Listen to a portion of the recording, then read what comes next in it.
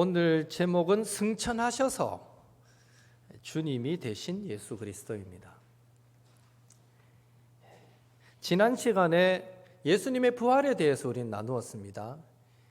예수님은 영광의 몸으로 부활하셨고 그것을 통해서 악한 영적 세력을 무릎 꿇게 하셨으며 믿는 모든 자의 죄를 사하시고 부활 소망까지 주셨다 하는 내용을 살펴보았습니다. 그런데 그것이 끝이 아닙니다. 예수님의 부활로 끝이 아니죠. 부활하신 예수님은 제자들이 보는 가운데 하늘로 올려져 갔습니다. 승천하셨다라고 말하죠. 이를 두고 우리가 읽었던 사도행전 2장 33절은 하나님이 오른손으로 예수를 높이셨다 이렇게 표현하고 있습니다. 하나님이 그를 높이셨다. 그렇다면 승천하신 예수님은 어떻게 되셨습니까? 사도행전 2장 35절 한 번 더 같이 읽습니다.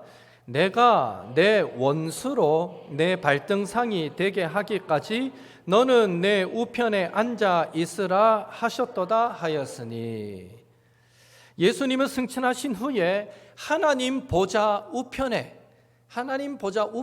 앉으셨습니다.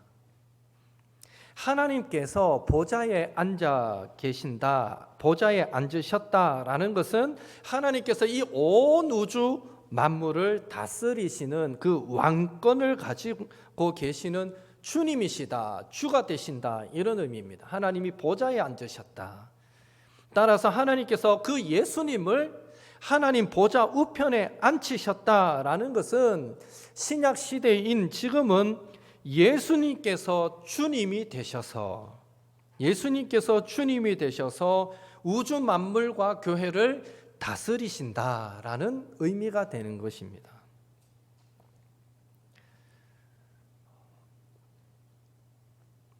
우리 갑자기 생각이 안 나네요. 예수 우리 왕이여. 임내송 우리 처음에 부를 때 예수 우리 왕이여 찬양하잖아요. 그 가사는 보면 예수 우리 왕이여, 예수님을 왕이라고 고백하고 있어요. 그게 아마 이런 의미가 될 것입니다. 혹 어떤 성도님이 목사님, 하나님이 우리의 왕이시지 않습니까? 예배를 하면 하나님을 먼저 높여야 되는 거 아닙니까? 궁금해서 그런 질문을 하신 적이 있었는데요. 우리는 예배를 시작하면서 예수님이 우리 왕이십니다, 예수님 영광 받으시옵소서라고 찬양합니다. 사실 삼위일체 하나님이시기 때문에 왕이신 예수님을 높이는 것은 곧 하나님을 높이시는 겁니다. 그러나 굳이 설명을 하자면 신약시대인 지금은 예수님이 부활 승천하셔서 하나님 보좌 우편에서 다스리고 계시기 때문에 지금은 주님이 왕으로, 예수님이 왕으로 통치하고 계시기 때문에, 그래서 우리는 예수님을 왕으로 높이고 그 예배를 시작해도 무관한 것입니다. 굳이 거기에 하나님의 이름이 등장하지 않아도 우리는 예수님을 높이는 것으로 하나님을 높이는 예배가 된다, 그렇게 말할 수 있는 것이죠. 지금 예수님은 주가 되셔서 우주 만물과 교회를 다스리십니다. 그래서 바울은요, 빌립보서 2장 11절에서 모든 입으로 예수 그리스도를 주라 시인하여 하나님 아버지께 영광을 돌리게 하셨느니라 라고 말씀합니다. 이 세상 모든 입으로 예수님을 주라고 고백한대요. 예수님을 왕이라고 고백한대요. 그렇게 함으로써 하나님 아버지께 영광 돌리게 하셨답니다. 그리고 사도행전 2장 36절 우리가 읽었던 그 본문에도 너희가 십자가에 못 박은 이 예수를 하나님이 주와 그리스도가 되게 하셨다. 하나님께서 오늘 우리의 입술을 통해 예수님이 주님이십니다 라고 고백받기를 원하신다는 거예요, 하나님. 그래서 우리는 늘 예수님을 주로 고백하고 높여야 하는 것입니다. 결국 예수님은 승천하셔서 하나님 보좌 우편에 앉으심으로 주와 그리스도가, 즉 주 예수 그리스도가 되셨습니다.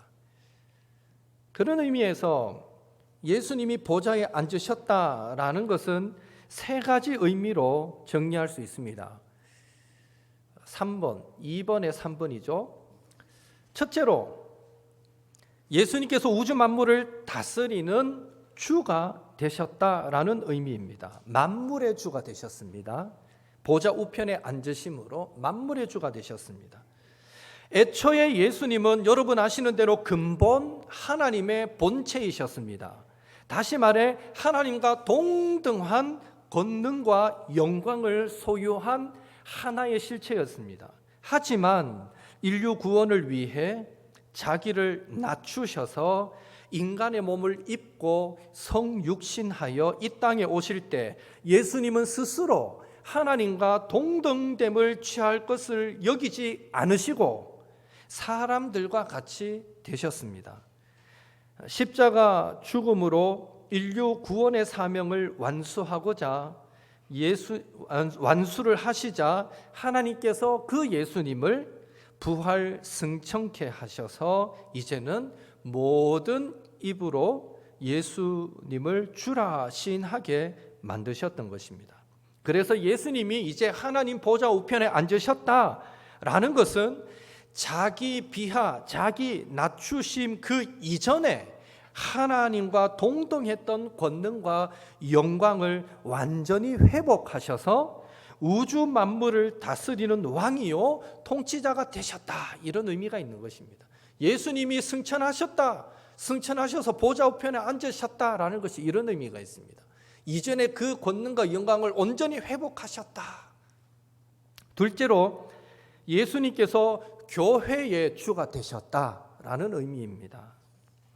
부활 승천하신 예수님이 왕이요 통치자로 다스린다 할 때에 중요한 사실은 예수님의 그 다스림, 그 통치는요 억압과 착취의 지배가 아닙니다. 예수님 당시만 해도 왕정시대 왕들이 많았잖아요.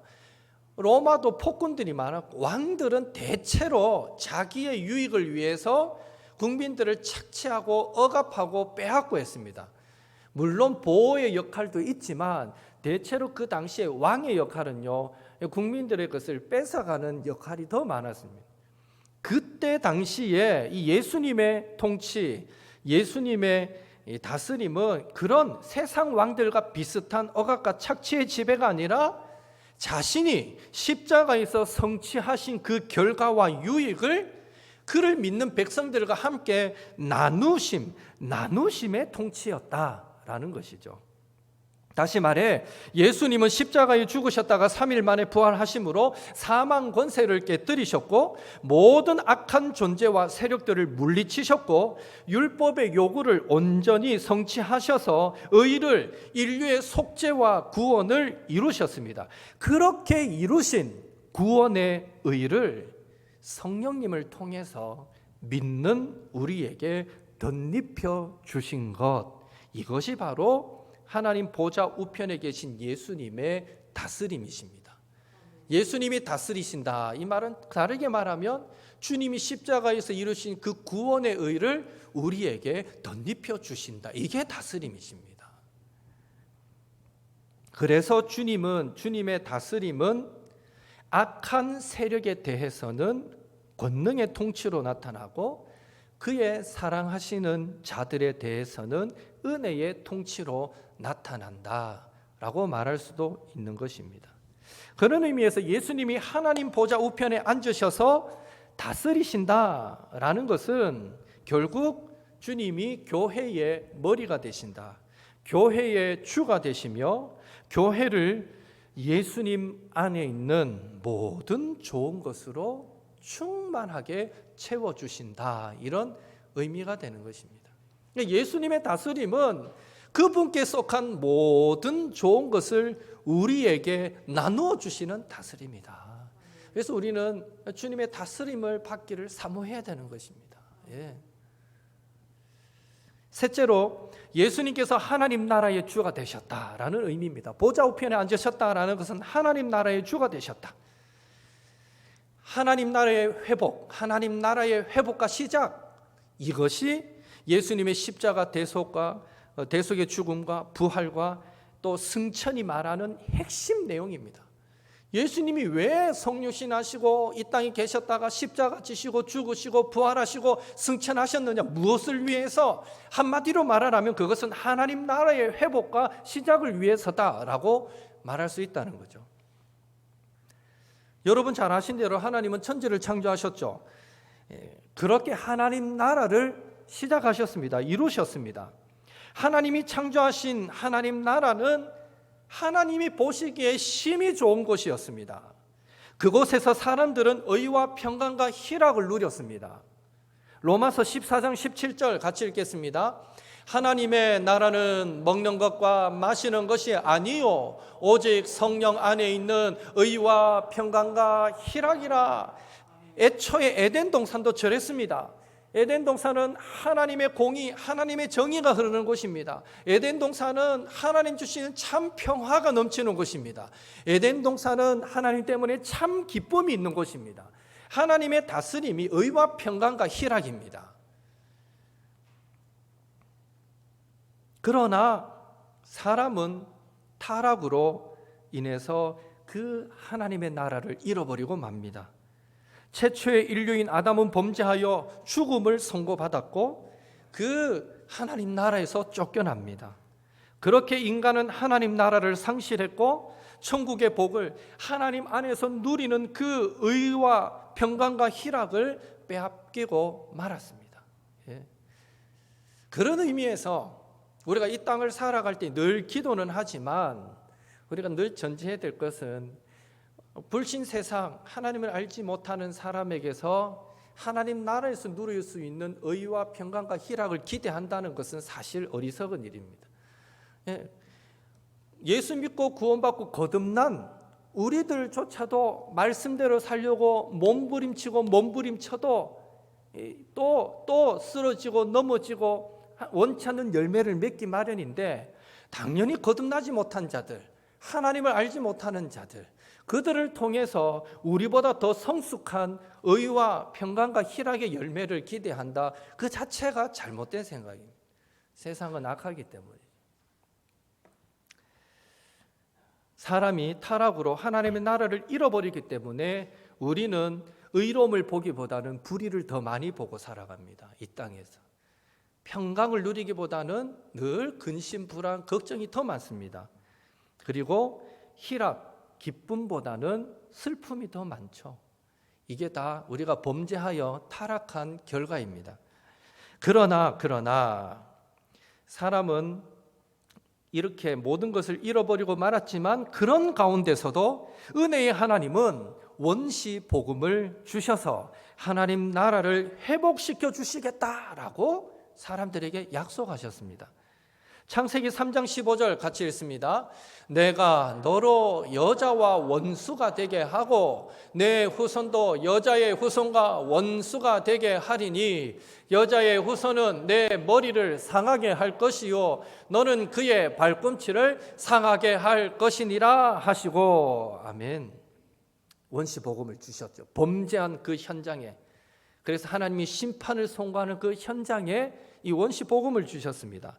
그리고 시간이 지나서 때가 되매 하나님은 예수님을 이 땅에 보내어 주셨고 예수님의 그 십자가 사역을 통해서 그 약속을 이루셨으며 부활 승천하신 예수님을 하나님 나라의 주로 통치자로 삼아서 그 나라를 회복하고 다시 시작하게 하셨던 것입니다.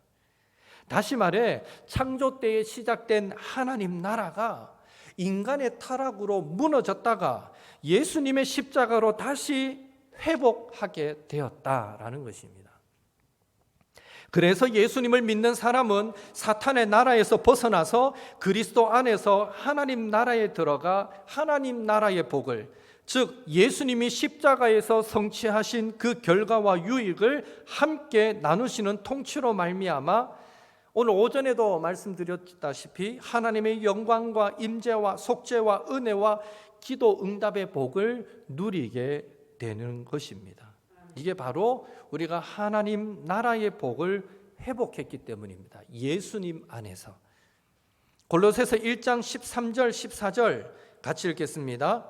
그가 우리를 흑암의 권세에서 건져내사 그의 사랑의 아들의 나라로 옮기셨으니 그 아들 안에서 우리가 속량 곧 죄사함을 얻었도다.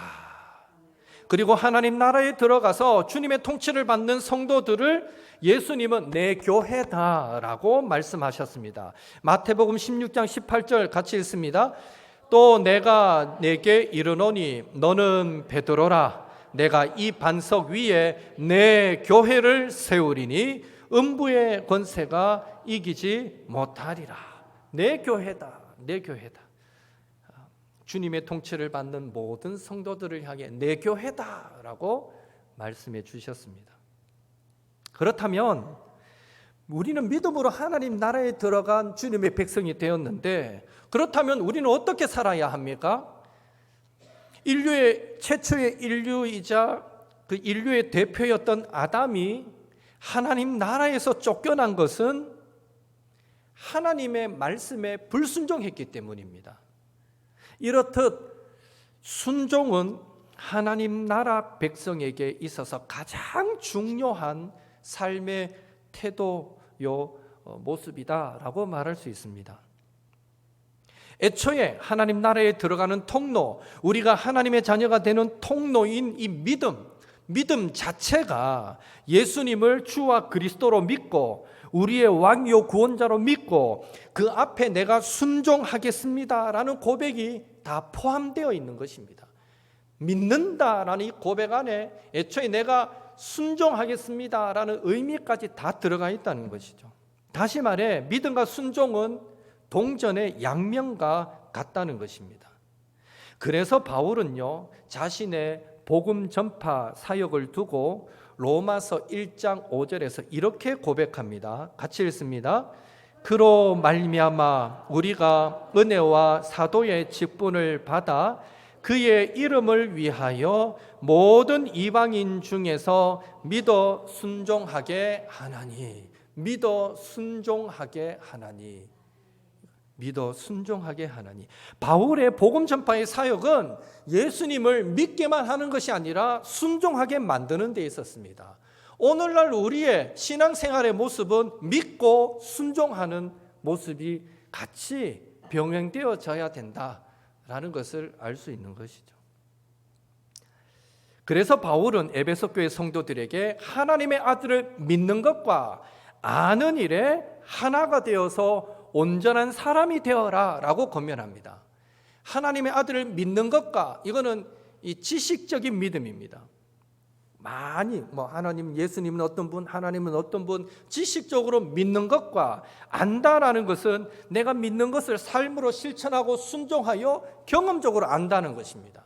그러니까 지식과 순종, 믿음과 행함, 이것이 겸비되어진 성도가 되어야 한다는 것을 성경은 늘 강조하고 있는 것이죠. 성도는 하나님의 말씀을 부지런히 배워서 예수님이 누구신지, 그분이 어떤 가르침을 주셨는지 확실한 지식적인 믿음을 소유해야 하고, 그렇죠, 잘못된 지식을 갖고 믿으면 열심히 믿었는데 알고 보니까 아이고 내가 이때까지 잘못 믿었네, 이런 일이 생길 수 있는 거예요. 그래서 확실한 지식적 믿음을 소유해야 하고, 또 그 배운 말씀을 부지런히 삶에 적용하는 순종의 훈련을 통해서 더 깊은 신앙으로 나아가야 하는 것입니다. 그래서 주님이 기뻐하시는 더 깊이 있는 신앙의 소유자가 되려면 저와 여러분은 하나님의 말씀을 공부하는 것에 그쳐서는 안 되고 삶의 적용, 실천, 순종의 훈련이 늘 병행되어야만 하는 것입니다. 흔히 제자 훈련한다 이런 말 여러분 많이 듣는데요, 제자 훈련을 한다고 할 때 그것은요, 성경 공부보다 이 순종하는 삶에 더 초점을 맞추고 있다는 것을 기억해야 합니다. 그래서 훈련을 하면, 제자 훈련을 하면 일반적으로 암송도 시키고 매주 과제도 내고 또 삶에서 실천할 적용점들도 주고, 그렇게 그것들을 꼬박꼬박 체크하고 점검하고 하는 이유가 여기에 있는 것입니다. 그렇게 훈련할 때 어떻습니까? 제자 훈련이 보통 한 2년 걸쳐 하거든요. 2년 동안 매주 목사님하고 만나서 공부하고 그때마다 적용점을 주는 것을 그 다음 주 실천했는지 점검받고 암송했는 거 점검받고 또 막 전도도 하고 그렇게 훈련을 2년 동안 하다 보면 어느 순간 자신도 모르게 변화되어 있는 모습을 발견한다는 것입니다.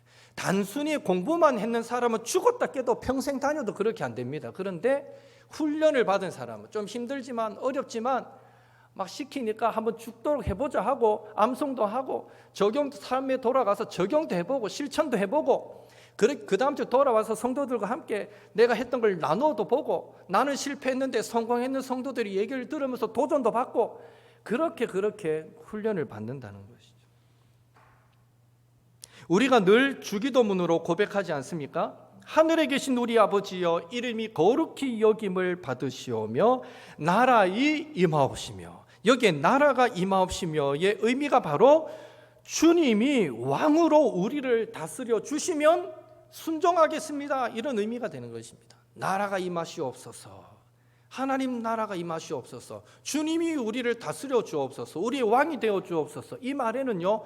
그렇다면 내가 순종하겠습니다. 라는 고백도 전제된다는 것이죠. 왜 성도는 예수님의 통치에 순종해야 하겠습니까? 이유는 간단합니다. 저와 여러분이 하나님 나라의 복을 누리기 위해서입니다. 하나님 나라의 왕이신 예수님께서 자신에게 속한 모든 좋은 것을 나누어 주시는 그 다스림을 받기 위해서입니다. 따라서 말씀에 대한 순종은 결과적으로 우리 자신을 위하는 순종이 되는 것입니다. 오늘 저와 여러분이 믿는 예수님이 우주 만물의 주요, 교회의 주요, 하나님 나라의 주가 되셔서 믿는 자들에게 십자가를 통해 성취하신 구원의 의와 예수님 안에 있는 모든 좋은 것을 나누어 주시는 통치를 하고 계신다라는 사실을 믿으시고 그 예수님 안에서 말씀을 통한 주님의 다스림에 순종하셔서 의와 평강과 희락이라는 하나님 나라의 복을 날마다 누리며 살아가시는 저와 여러분이 되시기를 예수님의 이름으로 축원합니다.